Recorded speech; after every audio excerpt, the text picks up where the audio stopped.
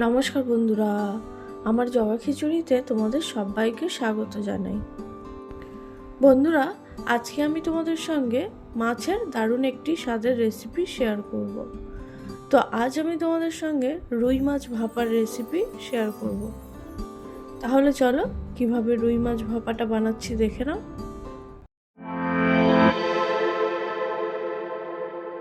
রুই ভাপাটা বানানোর জন্য এখানে 4 টুকরো রুই মাছ নিয়েছি। মাছটাকে এবার 1 টুকরো পাতিলেবুর রস ও পরিমাণ মতো নুন দিয়ে মাখিয়ে নেব।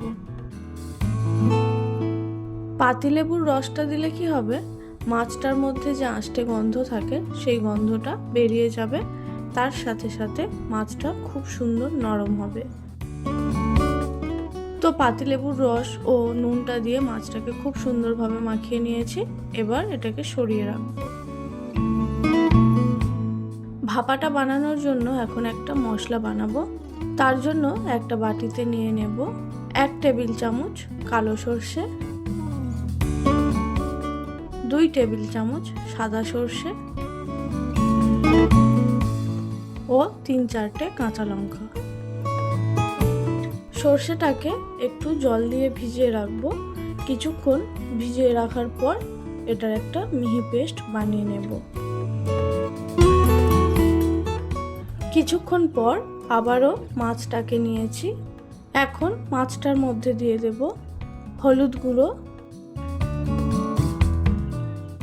ও বেশ খানিকটা সর্ষের তেল।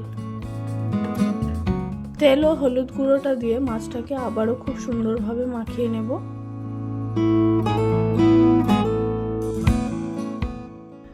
এখন যে পাত্রটিতে রুই মাছটাকে ভাপাবো সেই পাত্রটি নিয়ে নিয়েছি। এবার এই পাত্রটির মধ্যে দিয়ে দেব 3 টেবিল চামচ টক দই, 2 টেবিল চামচ সর্ষে ও কাঁচা লঙ্কার পেস্ট, হলুদ গুঁড়ো, পরিমাণ মতো নুন আর দেব বেশ খানিকটা সর্ষের তেল। এখন এই সব কিছুকে একসাথে খুব ভালোভাবে ফেটিয়ে নেব। বন্ধুরা, আমি এখানে রুই মাছটাকে ভাপানোর জন্য একটা বড় বাটি ব্যবহার করছি। তোমরা চাইলে তোমাদের কাছে যদি কোনো টিফিন বক্স থাকে সেই টিফিন বক্সও ব্যবহার করতে পারো।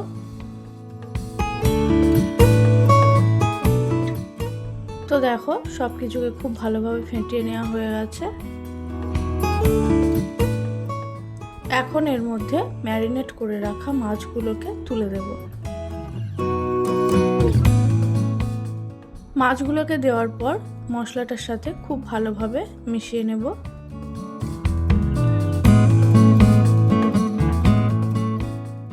মাছগুলোকে মশলাটার সাথে সুন্দরভাবে মিশিয়ে নিয়েছি। এখন এর মধ্যে দিয়ে দেব একটু সর্ষের তেল আর দেব 3-4টে কাঁচা লঙ্কা।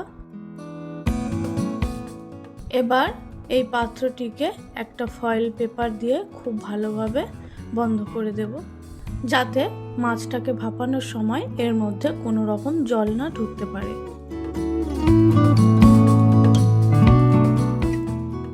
এদিকে দেখো, মাছটাকে ভাপানোর জন্য কড়াইতে জল গরম হতে বসিয়ে দিয়েছি। জলটা অল্প ফুটতেও শুরু করেছে। জলের মধ্যে একটা স্ট্যান্ডও রেখে দিয়েছি। এখন এই স্ট্যান্ডটার উপরে মাছের পাত্রটিকে বসিয়ে দেব। বন্ধুরা, কড়াইয়ের মধ্যে জলের পরিমাণটা কিন্তু একটু বুঝে শুনে ব্যবহার করতে হবে। এমনভাবে জলটা দেবে যাতে মাছের পাত্রটির নিচের দিকটা শুধুমাত্র জলে লেগে থাকে। খুব বেশি জল দিয়ে দিলে কি হবে, জলটা ফুটতে ফুটতে পাত্রটির উপরে উঠে যেতে পারে। এবার কড়াইটাকে ঢাকা দিয়ে দেব। ঢাকা দিয়ে 20 থেকে 25 মিনিট এটাকে রান্না করে নেব। 25 মিনিট এটাকে রান্না করার পর গ্যাসের ফ্লেমটা অফ করে দিলাম। বন্ধুরা, এখন আমি ঢাকনাটা খুলছি না, এটা এখন একটু ঠান্ডা হোক, তারপর আমি তোমাদেরকে রুই মাছ ভাপাটাকে নামিয়ে দেখাবো কেমন হয়েছে। দেখো মাছটা ঠান্ডা হয়ে গেছে, এখন আমি তোমাদেরকে খুলে দেখাই এটা কেমন হয়েছে।